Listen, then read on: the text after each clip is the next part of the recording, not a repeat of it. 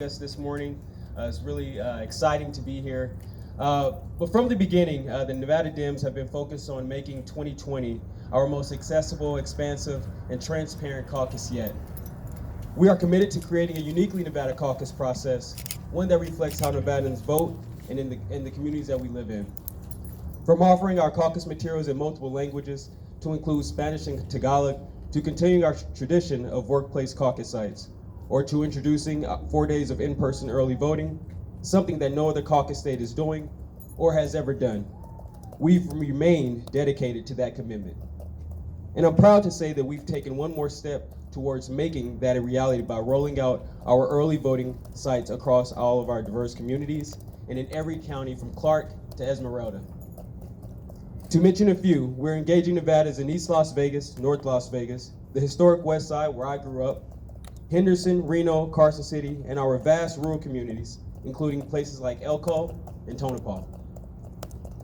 From where I stand today at the Culinary Union Hall to union halls across the state, from Cardenas to Lucy's Ethiopian Restaurant to Chinatown Plaza, from serving our native communities at Pyramid Lake to those who serve in military at the Veterans Village, from our public schools like West Wendover High to our college campuses like UNLV and UNR, from community centers like Doolittle and Bob Rudd in Pahrump to senior centers and places of worship like Temple Sinai. We will give every Nevada Democrat in every county the chance to make their voice heard and the chance to do it early. It is incredibly important to our party that we not only provide caucus goers every opportunity to participate, but make caucus goers more convenient, make it more convenient for them who may not be able to join in person on caucus day. And what we're doing here in Nevada has never been done before, and we're excited about that. We're blazing the trail when it comes to early voting in a caucus state. I am grateful to be joined by community leaders who have been our partners in making such an ambitious goal a reality. Thank you for your dedication to making our caucus a success. Now let's give a round of applause to some who are here with us this morning for the hard work they've put in every day on the front lines in this fight. Now I'm going to turn it over to Gia Conda, who serves as the Culinary Union Secretary Treasurer. Gio? Good morning, everybody. Good morning. Welcome to our home, the Culinary Union. You can see our little people over here. That's all the people we represent. The Culinary Union represents 60,000 workers, workers from the hotels and service. That's what we do. Majority of the people, women's, strong women's, very strong women's. Immigrants, we are the largest immigrant organization in Nevada. We have people from all over the world, 178 countries, and people speak 40 different languages. We are really, really proud for what we do every single day because they are the ones who make it happen every day. The Culinary Union, we've been fighting for 84 years. 84 years to keep the standard of living in Las Vegas, to people feel secure every day in their jobs and with their future in their homes. Today for us is an historic day. We feel really, really proud. You know, we are this is our neighborhood because we live here every single day. To have the Culinary Union early voting site. That's an amazing thing. We know how important it is when we vote. If we vote, we win. And be part, one of the things we do every single day is not only to do for the working people we represent, we give a lot of service to the community and be part of the community every single day with all the issues that are affecting to them. This to have the Culinary Union as an early voting site, give it to us.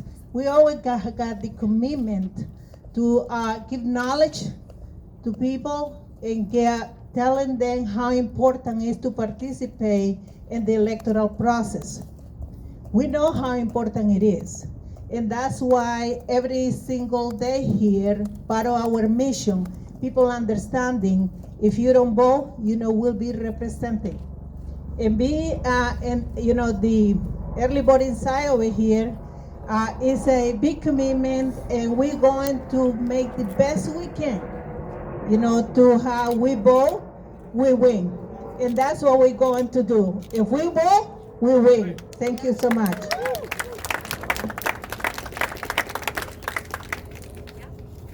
Well, we're having a special guest today. And everybody we know her, she come over here and visit us. Our Senator Jacky Rosen, thank you so much for being here in your home too. This is the Senator Jacky Rosen home too. Come on. Thank you, Gio. Thank you, Will.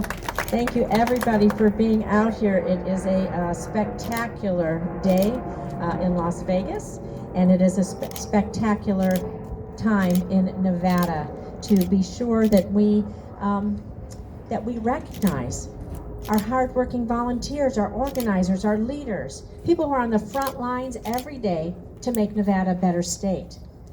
And like Will said, we get to make history right here in Nevada, because time and time again, Nevada has shown the way for the nation. So we are introducing 4 days of in-person early voting.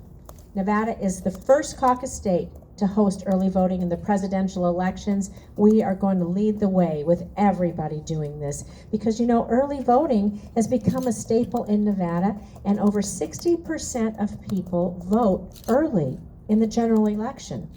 We want to increase our primary vote. So by opening early voting, people are used to that, and we want to give the opportunity to as many folks as we can to have their voices heard in the caucus process, because it is critical, it is crucial. And I'm proud to stand here today in front of the Culinary Union, because many years ago, over 40 years ago now, I was a member of the Culinary Union. Everybody knows my story. It gave me a start. The union job that I had helped me get a start paying for my college tuition when I first moved here. It gave me a start to supplement my income when I didn't make enough money to pay my rent and my bills. I am forever grateful. It's still in the very same place, although it's computerized now. Back then we had little yellow slips that you had to come here, look at a board, you got a yellow slip. Computers have changed a lot of things by then. But it is an important part of my history, and it's an important part of Nevada history. I see this shirt out there, Vegas Strong. We are Union Strong. We are Vegas Strong. We are Nevada Strong.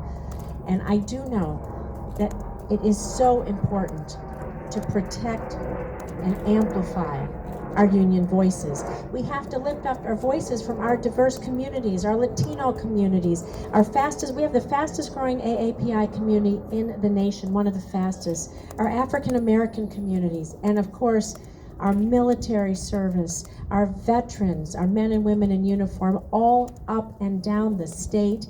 They matter. I see our first responders over there. They matter. Nevada matters. Our diversity makes us stronger, and every community has to have a chance to be able to make their voices heard, because the more voices that are heard, the stronger we are. And so Nevada, like in everything else, we will be the bellwether for the direction of the rest of the country. We're the first diverse state, and we're the only early battleground state that will choose its party's nominee. So everyone here today, you need to tell all of your friends, all of your neighbors, everyone that you can tell, your coworkers, that need to come out, give us a hand, pay attention to when early voting is. It is in over 80 sites up and down the state, in every county, in every community, and like I said, right here where we're standing. It's the only way we're going to elect a nominee that's going to defeat Donald Trump. And we know that the Trump campaign and the Republican Party are going to try to divide us. But we have to show them that we are united. And that is how we win in November. And that's how we make our voices heard. So we're going to get out there, we're going to do it, we're going to mobilize, and I thank you all for all of your parts in that. Thank you.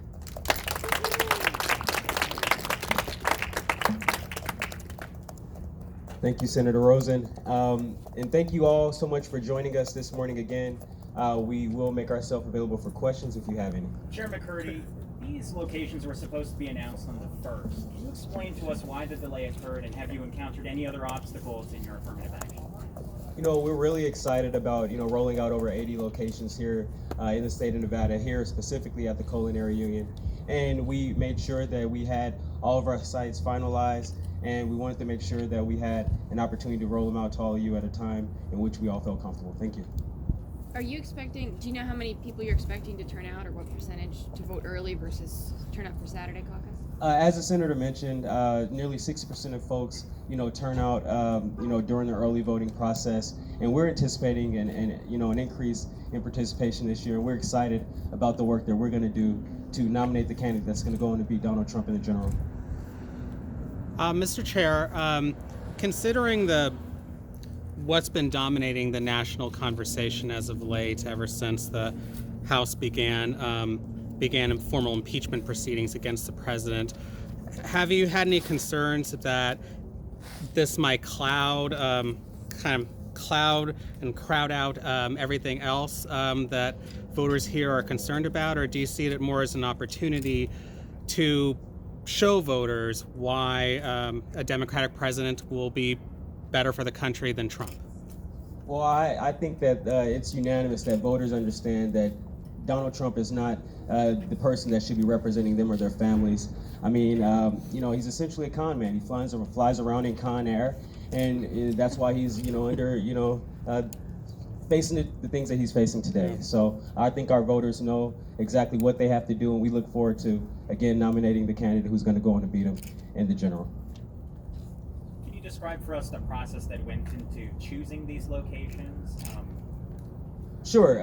As you know, Nevada is a reflection in terms of our diversity of what the entire country looks like. So not only are we important because of our diversity, but in terms of choosing the locations, we wanted to make sure that we were present and we made available opportunities for folks to engage in our democracy. And that's why we chose the locations that we chose, to make sure that we were present in the communities and in areas where the community members are familiar with. Yeah. We'll take one more question. No other questions. All right, thank you again for